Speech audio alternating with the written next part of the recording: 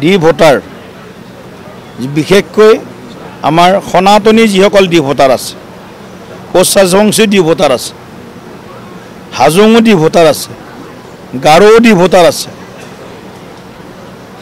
বাঙালী ভাষী আমাৰ হিন্দু সকলো ডি ভোটাৰ আছে।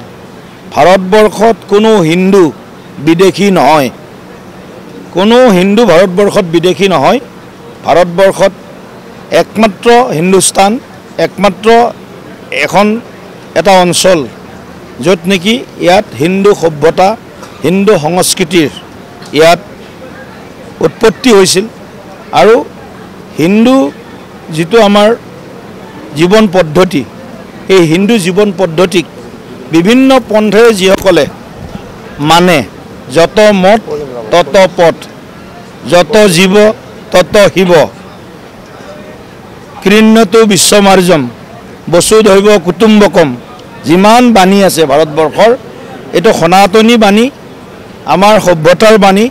এই সনাতনী সভ্যতাৰ ওপৰত বিশ্বাস কৰা প্ৰতিগৰাকী হিন্দুক ভাৰতবৰ্ষত আজি আমি তেওঁলোকক স্বাভাৱিকভাৱে তেওঁলোকক থাকিব দিয়া, তেওঁলোকক সংৰক্ষণ দিয়াৰ আমাৰ এটা ৰাষ্ট্ৰীয় কৰ্তব্য আছে।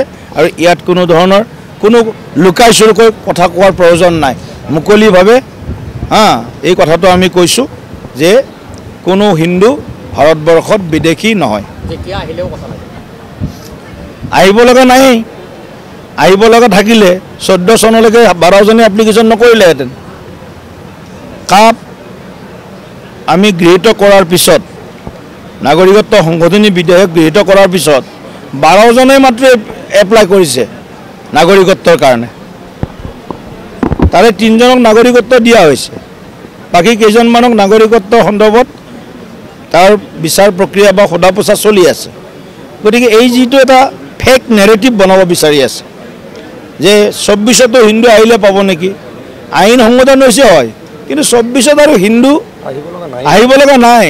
আৰু বাংলাদেশত যিসকল হিন্দুৰ ওপৰত অত্যাচাৰ কৰি বাংলাদেশত হিন্দুক মাৰি নিক্ষেপ কৰি পেলাইছে, এতিয়া বাংলাদেশৰ পৰা হিন্দু আহিব লগা নাই। বাংলাদেশৰ হিন্দুৰ কথা লৈ কোনো আলোচনা নকৰে, কিন্তু এই যে মিয়া বাংলাদেশী বা মাদানীৰ নিচিনা মানুহে আহি ইয়াত যিবিলাক জ্বলাই থৈ যায়, এইবিলাকক লৈ লম্বজম্ব কৰে। আমাৰ মূল শত্ৰু কোন আৰু মিত্ৰ কোন, এইটো যদি অসমীয়া আজি চিনি উলিয়াব নোৱাৰে, তেনেহ'লে দ্বিতীয় কাশ্মীৰত পৰিণত হোৱাত বেছি